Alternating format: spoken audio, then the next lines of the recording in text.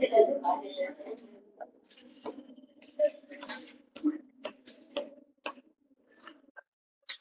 देखो अपन पढ़ रहे थे प्रोटीन के बारे में। प्रोटीन जो होते हैं वो हाइड्रोपॉलीमर होते हैं, किसके और कौन सी वाली मोनोमेरिक यूनिट से मिलकर बने होते हैं? अमीनो एसिड से। और जो अमीनो एसिड होते हैं वो किस तरह के होते हैं? एम्फोटेरिक नेचर के होते हैं। एम्फोटेरिक का मतलब क्या होता है? वो एसिडिक नेचर के भी होते हैं और बेसिक नेचर के भी होते हैं। ठीक है। अब अगर आपसे कोई पूछे कि अमीनो एसिड जो है वो एसिडिक नेचर किसकी वजह से है? कार्बोक्सिलिक ग्रुप की वजह से होते हैं। और उनकी जो बेसिक नेचर होती है वो कौन से वाले ग्रुप की वजह से होती है? अमीनो ग्रुप की वजह से होती है। फिर अपन ने देखा होगा कि ये ज्यूटर आयन में भी पाए जाते हैं। ज्यूटर आयन का मतलब क्या होता है? पॉजिटिव चार्ज भी होता है और नेगेटिव चार्ज भी होता है।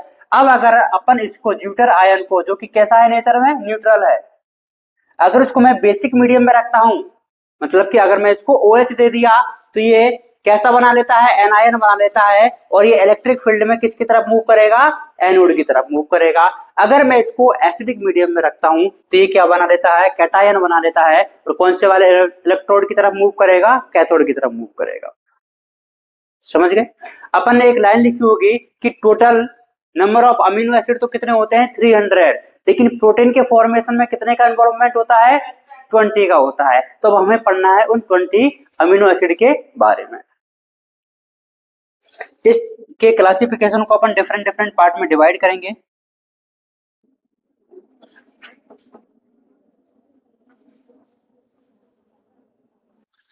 अमीनो एसिड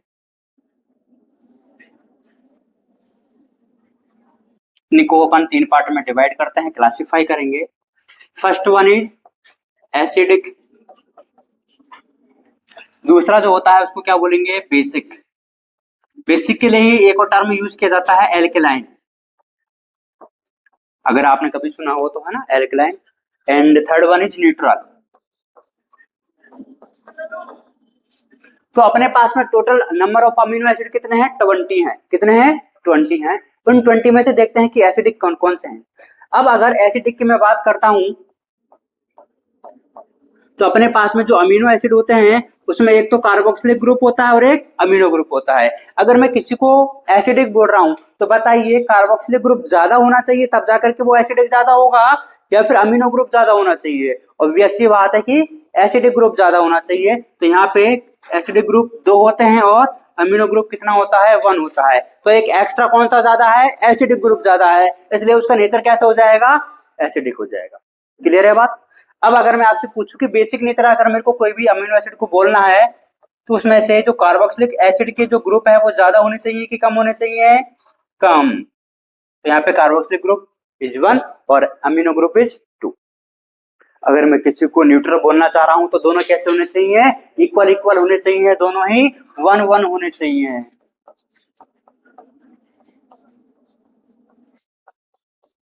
ये बात समझ में आ गई होगी भाई सबको? ठीक है। अब अपन बात करेंगे उसकी एग्जाम्पल की। एग्जाम्पल में आपको याद रखना है एक तो ग्लूटामिक एसिड, ग्लूटामिक एसिड, और एक याद रखना है आपको एस्पार्टिक एसिड। ग्लूटामिक एसिड और एस्पार्टिक एसिड, नाम में ही क्या आ रहा है? एसिड आ रहा है, तो नेचर भी कैसी हो जाएगी? एसिडिक हो जाएगा। अब बात करते हैं बेसिक। बेसिक में आप याद रखिए histidine, arginine, lysine. Histidine, arginine, lysine. कितने हो गए? 2 और 3, 5। टोटल कितने थे? 20 थे। कितने बच गए?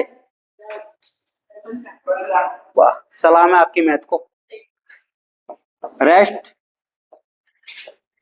15 amino acid are neutral amino acid.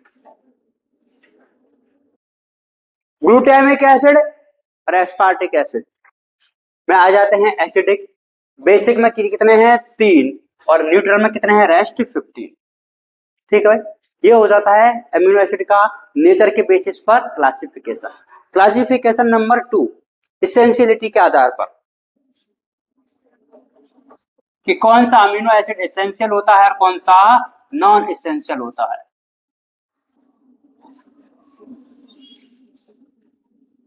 सबसे ज्यादा क्वेश्चन पूछे जाने वाला टॉपिक और बेहद सिंपल है ये। एक तो होते हैं एसेंशियल अमीनो एसिड और दूसरे होते हैं नॉन एसेंशियल। सबसे पहले पहला क्वेश्चन कि कौन से अमीनो एसिड को अपन एसेंशियल अमीनो एसिड बोलेंगे। एसेंशियल का मतलब क्या होता है कि ये हमें भोजन के साथ में, फूड के साथ में, हमारी डाइट के साथ में लेने पड़ते हैं।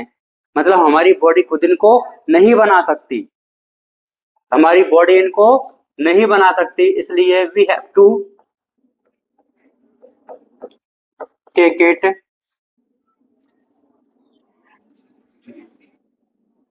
थ्रू फूड और डाइट। इनको हमें डाइट के साथ में लेना पड़ता है, लेकिन इनको हमारी बॉडी खुद ही सिंथेसाइज कर सकती है, इसलिए इनके लिए हमारे एक्स्ट्रा एफर्ट्स लगाने की नीड नहीं होती है, एक्स्ट्रा कुछ भी डाइट में लेने की जरूरत नहीं होती है। Body can synthesise. 10 इधर आते हैं और 10 ही इधर आ जाते हैं, और 10 और 10 तो 20 हो जाते हैं, और 20 ही तो करने हैं। कर दूं क्या 20? कर देता हूं।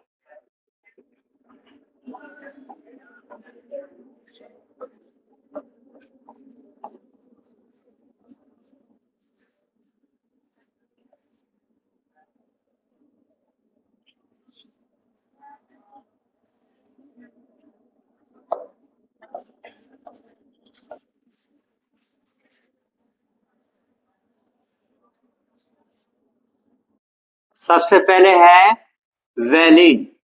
कौन सा?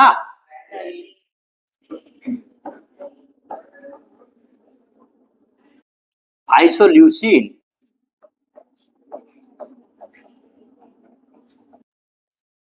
Methionine,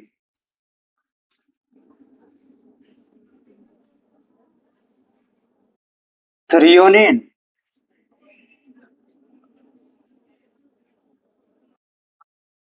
arginine, leucine, lysine, phenyl alanine, tryptophan और स्टिडीन। क्या 10 हो गए क्या? 1 2 3 4 5 6 7 8 9 10 और 10 ही इधर आ जाते हैं। नोट नहीं करना है अभी।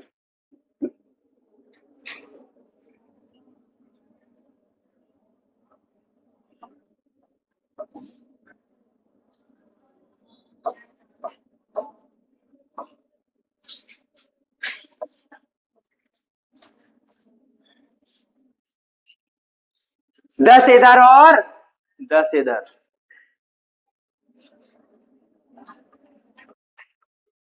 Glycine, alanine, serine, asparagine and aspartic acid,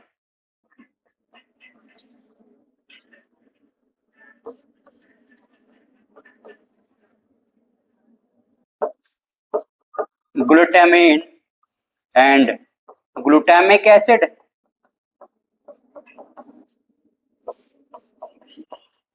cysteine, tyrosine and proline. 10 इधर और 10 इधर, टोटल कितने?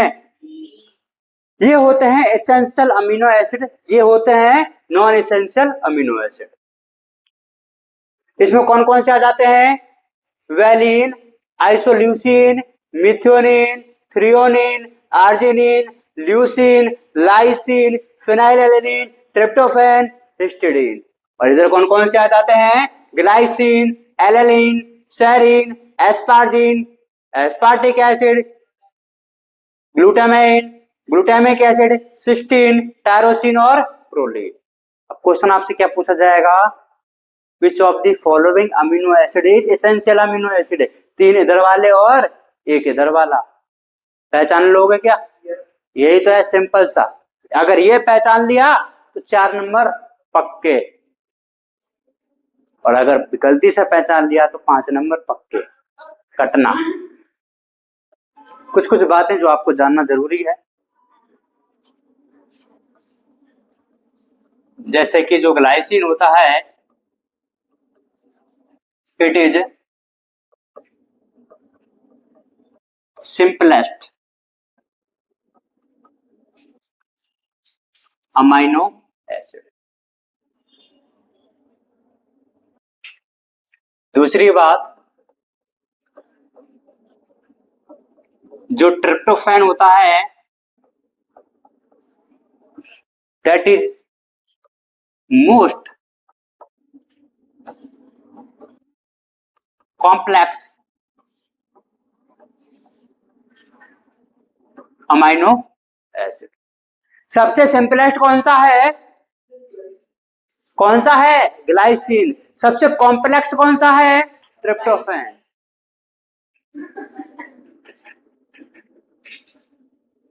देख के तो सही बोल लो, जिंदगी भर लगा रहेगा सोना तो। कुछ अमीनो एसिड कैसे होते हैं, जो सल्फर वाले होते हैं, उनको बोला जाता है sulphur containing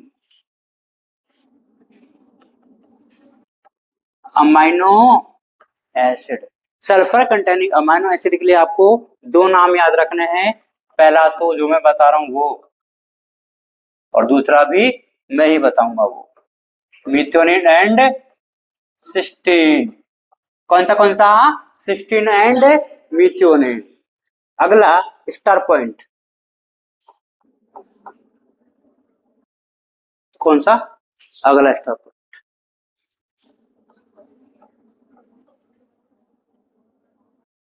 tryptophan and phenylalanine, these both are aromatic amino acid. इसका मतलब क्या हुआ एरोमेटिक का, कि इनमें वो रिंग मिलती है, कौन सी रिंग? बेंजीन रिंग मिलेगी, तभी तो आप उसको क्या बोल देते हो? एरोमेटिक।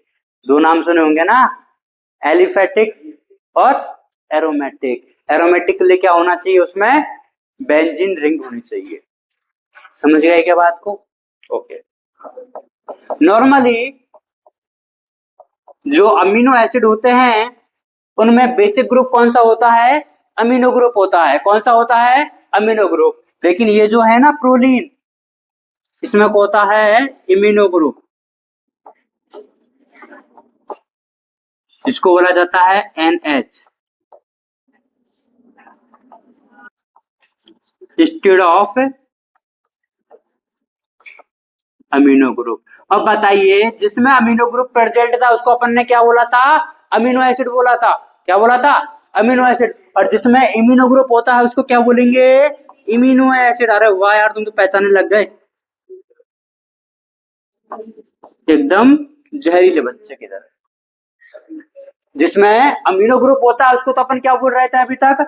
अमीनो ग्रुप बोल रहे थे, अमीनो एसिड बोल रहे थे। और जिसमें इम्यूनो ग्रुप होता है उसको क्या बोल देंगे? इम्यूनो एसिड बोल देंगे। ये खत्म हो जाता है अमीनो एसिड वाला पार्ट। अब बात करेंगे प्रोटीन की स्ट्रक्चर्स के बारे में।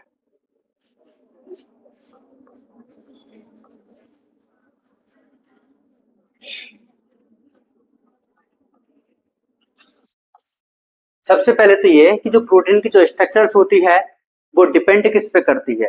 के स्ट्रक्चर्स। प्रोटीन के स्ट्रक्चर की बात करते हैं, प्रॉपर्टी ऑफ प्रोटीन्स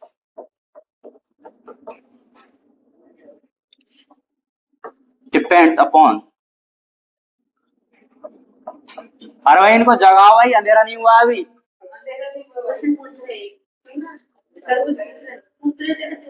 चैन से सोना चाहते हो तो जाग जाओ। देखो प्रॉपर्टी ऑफ प्रोटीन्स किस किस बातों पर डिपेंड करती है। पहला point, sequence of amino acid. बातें करने को किसी ने बोला है कि भाई तुम्हें? पहला पॉइंट तो क्या है, सीक्वेंस ऑफ अमीनो एसिड।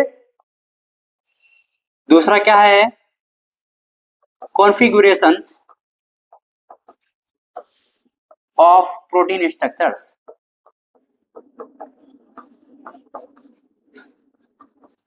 मतलब कि वो प्राइमरी है कि सेकेंडरी है कि टर्सरी है कि क्वाटरनरी है। प्रोटीन की टोटल 4 स्ट्रक्चर्स होती है। कितनी? 4। प्राइमरी, सेकेंडरी, टर्शियरी और quaternary. Do you know quaternary? सबसे पहले पहली वाली की बात कर लेते हैं, प्राइमरी की। बातें नहीं करनी है। प्राइमरी स्ट्रक्चर, देखिए प्राइमरी जो स्ट्रक्चर होती है, it is a linear structure of amino acid joint by. अगर मेरे को प्रोटीन बनानी है अमीनो एसिड से, तो इनको कौन से बॉन्ड से ज्वाइन करना पड़ेगा? पेप्टाइड से। Joint by peptide bond. पहली बात तो ये प्राइमरी स्ट्रक्चर के लिए। दूसरी बात कि जो प्राइमरी स्ट्रक्चर होती है ना, वो non structural and non functional. इसका स्ट्रक्चरली भी कोई रोल नहीं होता है और फंक्शनली भी कोई रोल नहीं होता है।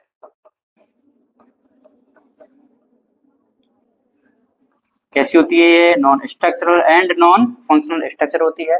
काम नंबर 3, कभी आपने सुना है डीएनए से आरएनए बनता है, आरएनए से प्रोटीन बनती है, आरएनए से प्रोटीन बनती है। तो सबसे पहले जो प्रोटीन बनती है वो कौन सी वाली होती है? प्राइमरी प्रोटीन ही होती है। तो newly formed protein on ribosome have primary structure. अब देखो अपन ने क्या किया, प्राइमरी स्ट्रक्चर बनाने के लिए अपन को क्या चाहिए? लीनियर स्ट्रक्चर चाहिए। किसकी? अमीनो एसिड की। तो अपन को ये तो पता ही है कि इसका जो एक एंड है वो तो फ्री रहेगा ना, एक साइड से तो कुछ जुड़ेगा नहीं, दूसरे साइड से जुड़ेगा।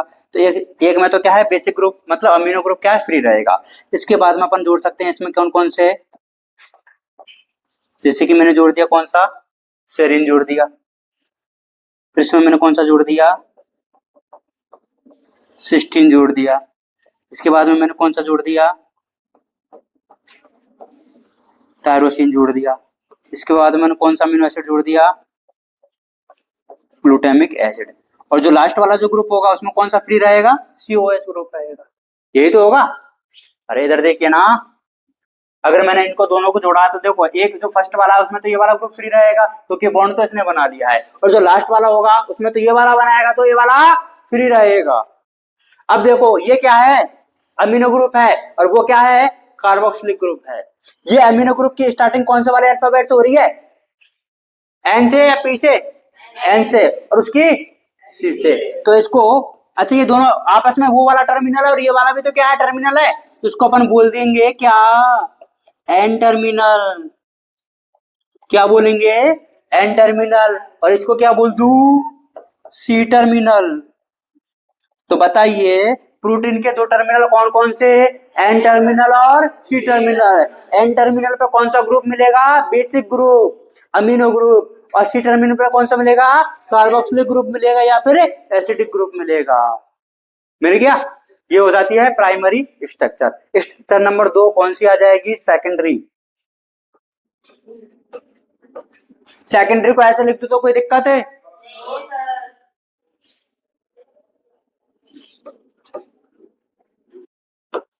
सेकेंडरी स्ट्रक्चर, ध्यान से सुनना और ध्यान से समझना। ये जो सेकेंडरी स्ट्रक्चर होती है ये किससे बनती है? जो प्राइमरी स्ट्रक्चर होती है ना, क्या हो रहा भाई, बातें मत करो। जो प्राइमरी स्ट्रक्चर होती है वो क्या कर लेती है पता है? फोल्डिंग। और इसी की फोल्डिंग से किसका फॉर्मेशन हो जाता है? सेकेंडरी स्ट्रक्चर का। किसका? सेकेंडरी। और ये जो सेकेंडरी स्ट्रक्चर होती है ये भी दो टाइप की होती है। पहली और फर्स्ट वाली को बोला जाता है अल्फा हेलिक्स, और सेकंड वाली को बोला जाता है, नहीं रे, बीटा शीट या फिर बीटा प्लेटेड। अल्फा हेलिक्स, देखिए अल्फा हेलिक्स कैसे बनता है,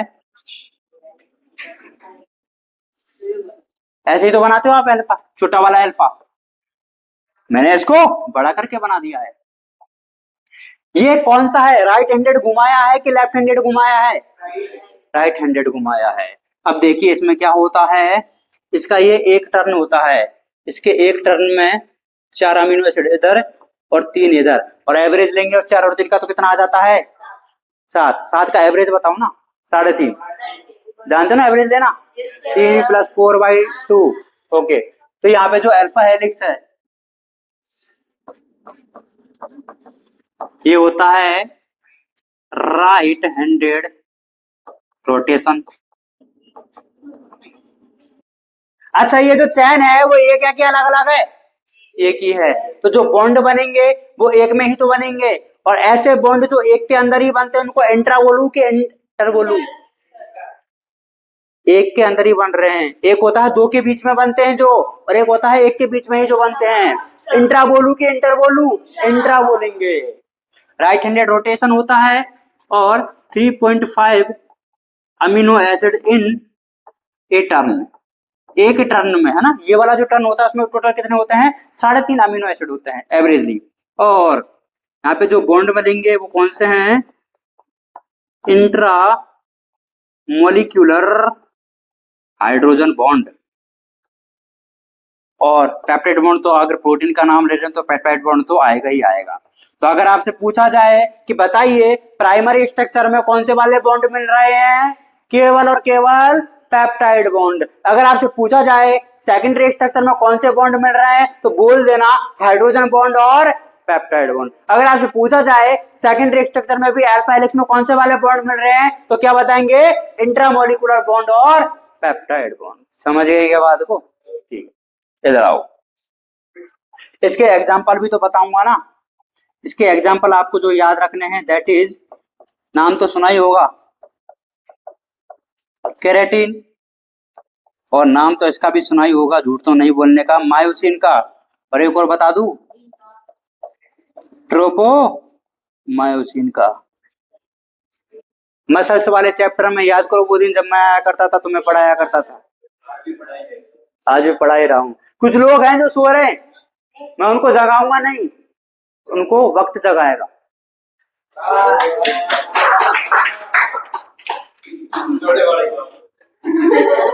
वक्त वक्त की बात है, वक्त ना तुम्हारे साथ है।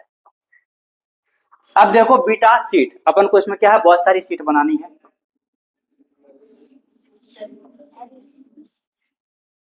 जिगजैग बन गया।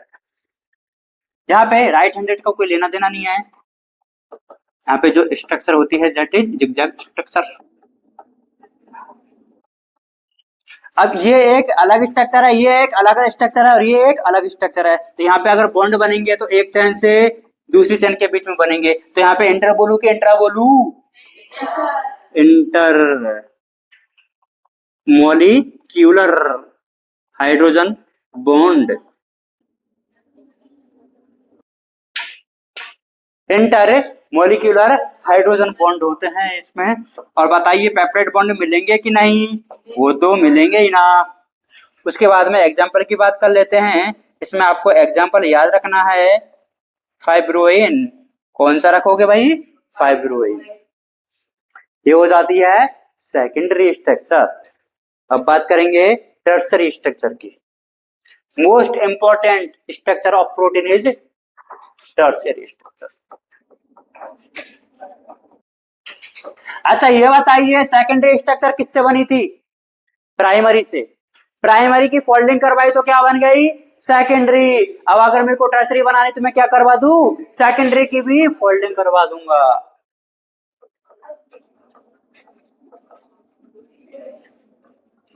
हाईली फोल्डेड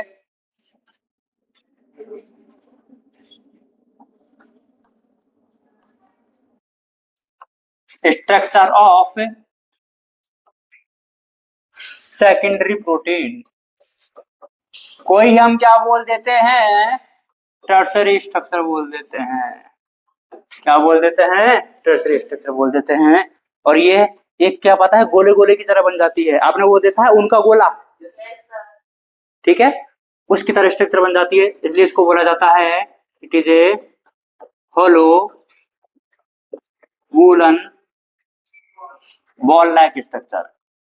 उनके गोले की तरह स्ट्रक्चर बन जाती है। किसकी तरह बन जाएगी? उनके गोले की तरह स्ट्रक्चर बन जाती है। बना दी? कौन सा था ये? कटेंगे क्या? कटिंग कर दूंगा। ठीक है, बोलो वूलन बॉल लाइक स्ट्रक्चर बन जाती है। बन गई। अब बात करते हैं इसमें कौन कौन से बॉन्ड मिलेंगे। प्राइमरी स्ट्रक्चर में बॉन्ड कौन सा था? पेप्टाइड बॉन्ड था। कौन सा बॉन्ड था भाई? Peptide bond. सेकेंडरी में और कौन सा आ गया? Hydrogen bond. अब इसके अलावा यहाँ पे आ जाता है कौन सा? Ionic bond. कौन सा बॉन्ड मिलेगा? Ionic bond. इसके अलावा यहाँ पे मिलता है हाइड्रोफोबिक बॉन्ड। कौन सा मिलेगा? Hydrophobic bond. और यहाँ पे मिलता है कौन सा? Disulphide bond. कौन सा मिलेगा भाई? Disulphide bond. इतने सारे बॉन्ड मिलते हैं कुछ में टर्सरी स्ट्रक्चर में। जो जगाओ ना भाई इनको।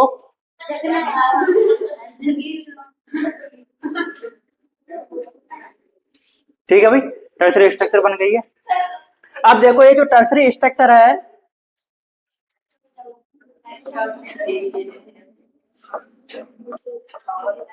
Majority of enzymes and proteins in protoplasm exhibits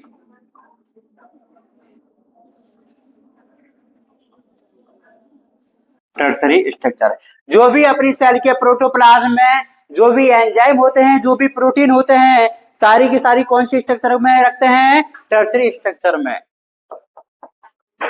और tertiary structure is essential for many biological activities of protein। कौन सी स्ट्रक्चर हो गई है भाई ये? टर्सरी।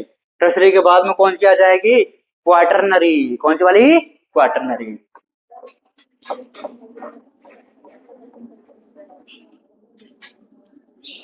इसमें क्या करेंगे? Two or more polypeptide chains of tertiary structure मिलकर के क्या बना लेती है? Quaternary structure. अब ये जो टर्सरी स्ट्रक्चर है वो सेम सेम वाली भी हो सकती है और डिफरेंट डिफरेंट भी हो सकती है।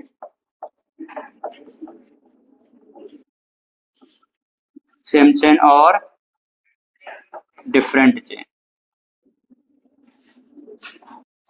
सेम वाली में तो आपको क्या याद रखना है? लैक्टिक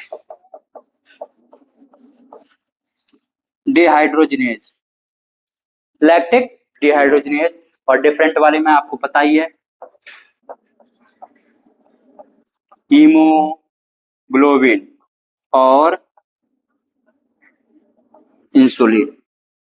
हीमोग्लोबिन और इंसुलिन जो होते हैं वो प्रोटीन की कौन सी वाली स्ट्रक्चर में पाए जाते हैं? क्वाटरनरी में। कौन सी वाली में? क्वाटरनरी में। That is all about the proteins.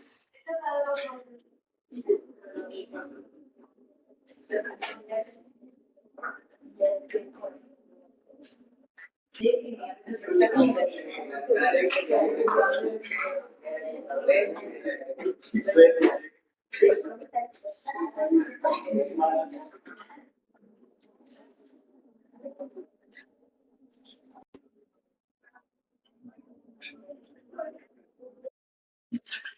देखिए थोड़ा सा पढ़ते हैं कुछ प्रोटीन्स के बारे में और उनका फंक्शन।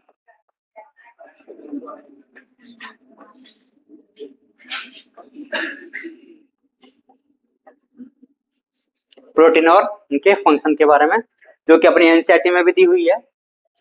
सबसे पहले है कोलेजन। कोलेजन जो होती है ये है inter cellular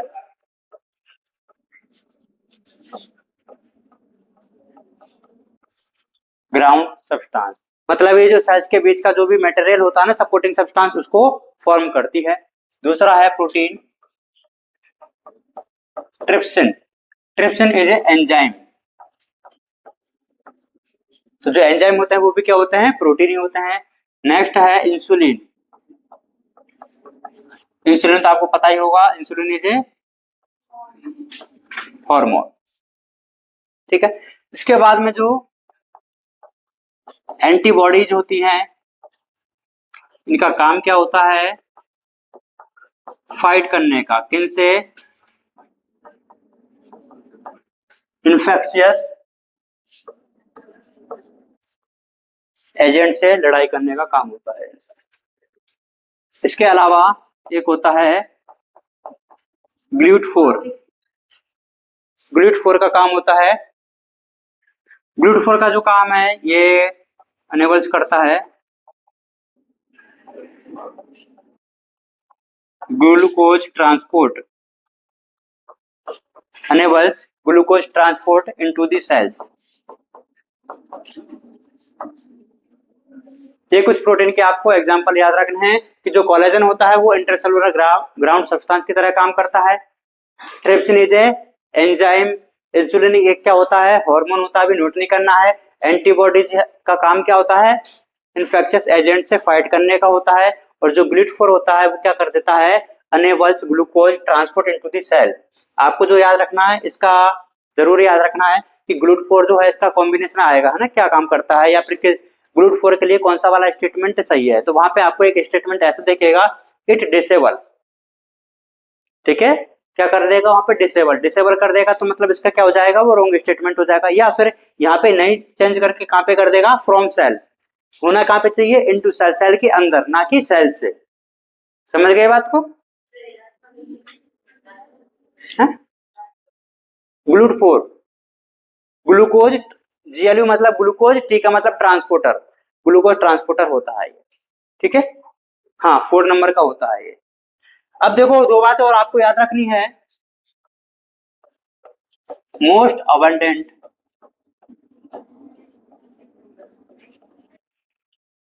protein in animal kingdom. पूरे एनिमल किंगडम में सबसे ज्यादा जो प्रोटीन होती है मिलने वाली प्रोटीन, दैट इज कोलेजन। कौन से वाली प्रोटीन है, कोलेजन प्रोटीन है। और अगर अपन बात करते हैं most abundant protein in world, world में बोले या फिर पूरे के पूरे बायोस्फीयर में बोले, दैट इज रूबिस्को। कौन सी वाली प्रोटीन है, रूबिस्को प्रोटीन है। कौन सी वाली प्रोटीन है, रूबिस्को। रूबिस्को एक तरह का एंजाइम भी होता है, और अपन ने अभी यहाँ पे देख लिया है कि जो एंजाइम है वही क्या है, प्रोटीन है। एंजाइम है वही क्या है, प्रोटीन है। यहाँ पे प्रोटीन वाला टॉपिक फिनिश।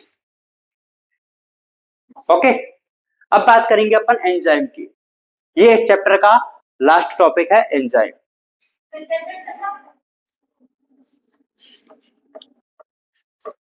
इस चैप्टर का लास्ट टॉपिक है एंजाइम्स। ठीक, अब बात करते हैं एंजाइम होते क्या हैं। Enzymes are बायोकैटालिस्ट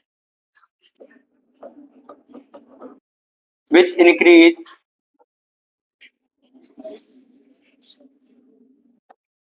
the rate of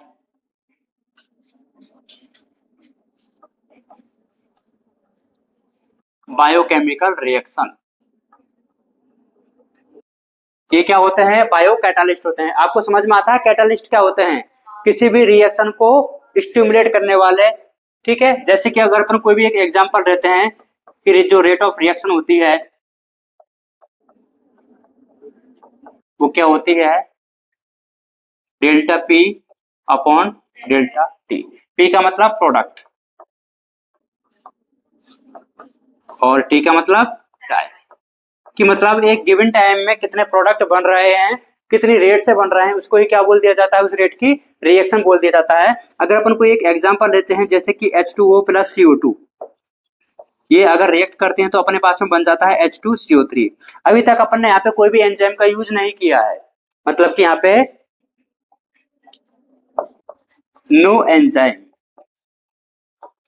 तो अगर मैं बात करता हूं कि ये जो रिएक्शन तो ये हुई है, मतलब इनको क्या बोला जाता है? सबस्ट्रेट या फिर रिएक्टेंट, और ये क्या होता है? यहाँ पे ये प्रोडक्ट होता है। तो अगर इस रिएक्शन में किसी भी एंजाइम का यूज नहीं करेंगे तो यहाँ पे जो प्रोडक्ट बनते हैं दैट इज 200 पर आवर। एक घंटे में कितनी मॉलिक्यूल बनेंगे? 200 मॉलिक्यूल।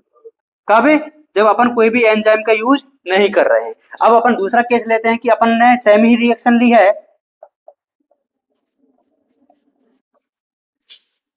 बट अब किसका यूज किया है अपन ने? एंजाइम का यूज किया है। तो अब सेम प्रोडक्ट ही बनेगा। अभी कितने बन रहे थे? 200 पर आवर में बन रहे थे। अब देखना कितने बनेंगे?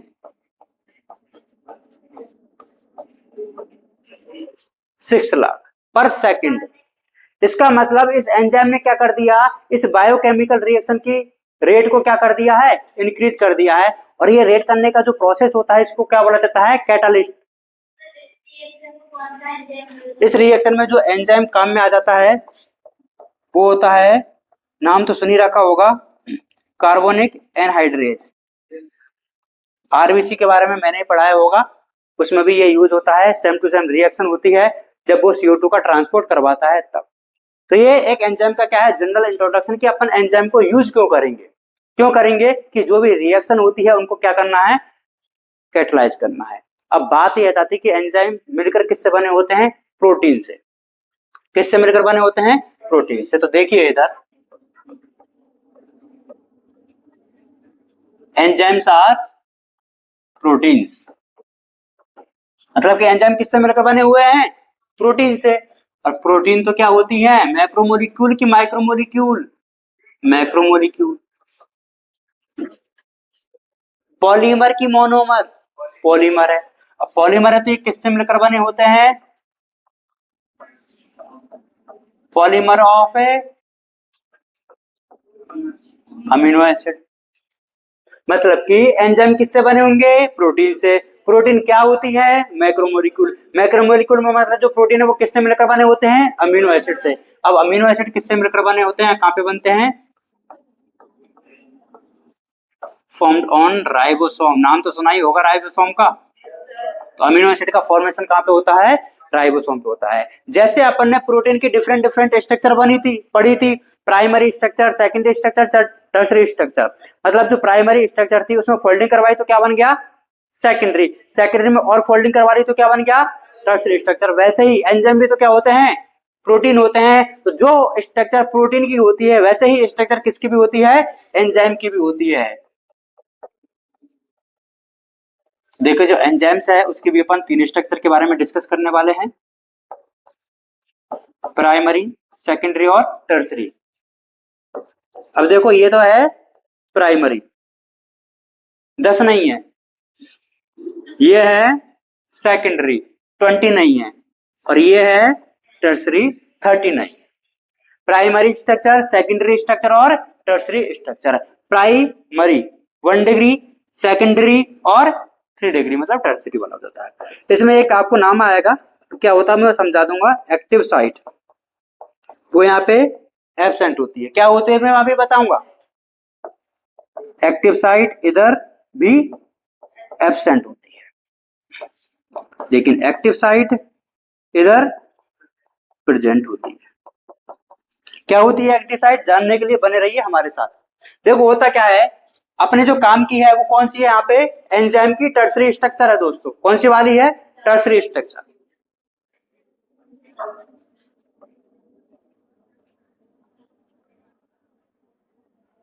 कौन से वाली स्ट्रक्चर है ये, tertiary structure.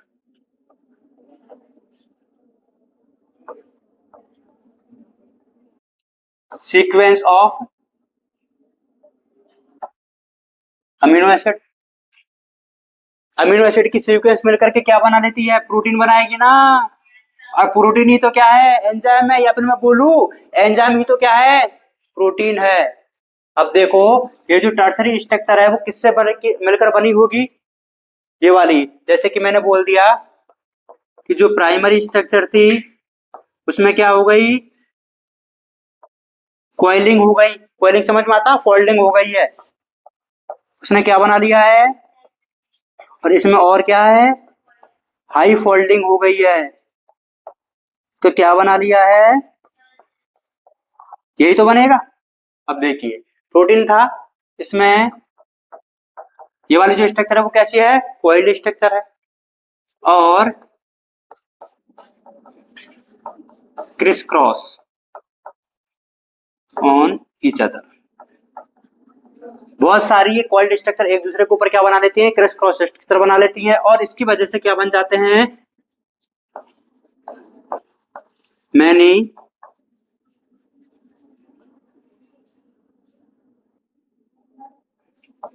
Pocket.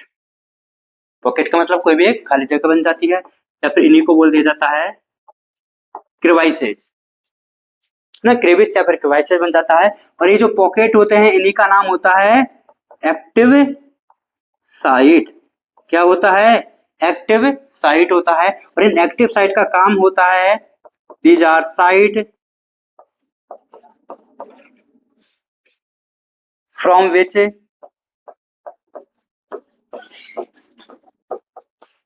Substrate binds. देखिए इधर जब भी कोई भी एक एंजाइम होता है, मान के चलो इधर अपन ने ये जो रिएक्शन लिखी है ये दोनों तो क्या है, सबस्ट्रेट है ना।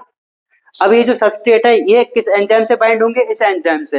लेकिन ये जो एंजाइम, ये वाला जो एंजाइम है ना कार्बोनिक एनहाइड्रेट, इसके साथ में बाइंड करेंगे। लेकिन बाइंड करने के लिए कोई जगह भी तो होनी चाहिए, वो जगह को अपन ने क्या नाम रखा है, एक्टिव साइट। तो जब ये सबस्ट्रेट उस एक्टिव साइट के साथ में बाइंड हो जाते हैं तो अब ये जो एंजाइम है इस रेट की रिएक्शन को क्या कर देता है, इंक्रीज करवा देता है। और इसकी वजह से रेट की रिएक्शन जो है वो इंक्रीज हो जाती है। और जो प्रोडक्ट पहले कितने बन रहे थे, 200 बन रहे थे, अब कितने बनने लगते हैं, 6 लाख।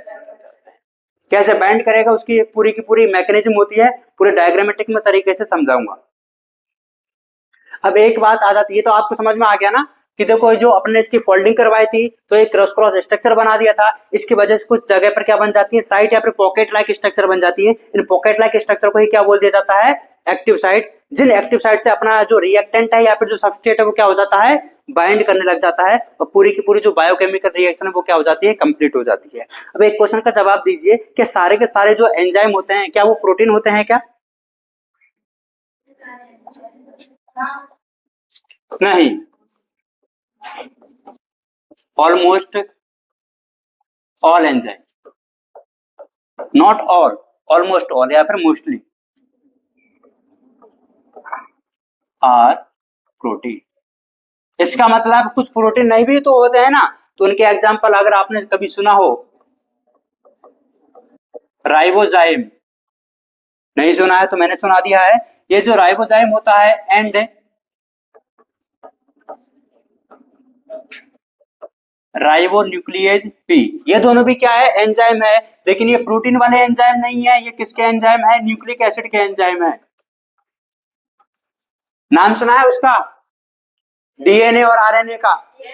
डीएनए का फुल फॉर्म सुना होगा आपने, डीऑक्सी राइबोज न्यूक्लिक एसिड, और आरएनए का सुना होगा राइबोज न्यूक्लिक एसिड। तो देखो दोनों में ही वही आ रहा है, राइबोजाइम। मतलब ऐसा आरएनए, कैसा आरएनए, ऐसा आरएनए जो एंजाइम की तरह काम करेगा उसको क्या बोल देंगे, राइबोजाइम। और इसमें भी देखो राइबो न्यूक्लियस पी आ रहा है, तो ये भी क्या है, आरएनए से बना हुआ। और डीएनए आरएनए तो क्या होते हैं, न्यूक्लिक एसिड होते हैं।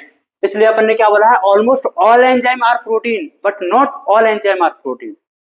ज्यादातर क्या होते हैं, एंजाइम प्रोटीन होते हैं, except ribozyme and ribonuclease B, because these are nucleic acid वाले एंजाइम। समझ गए क्या बात को?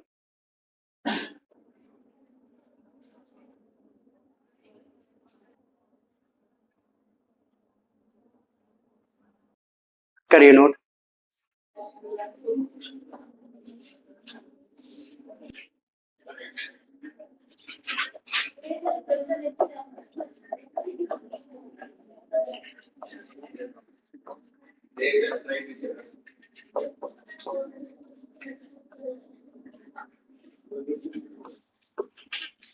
ये यूज किया जाता है रिसेप्टर, सेंसरी रिसेप्शन के लिए, स्मेल के लिए। हाँ, ग्लाइकोप्रोटीन वाले होते हैं ना, होते प्रोटीन है। पीछे देखो कुछ भी नहीं है, जो लास्ट क्लास में था वही है, ये वाला नोट करिए आप।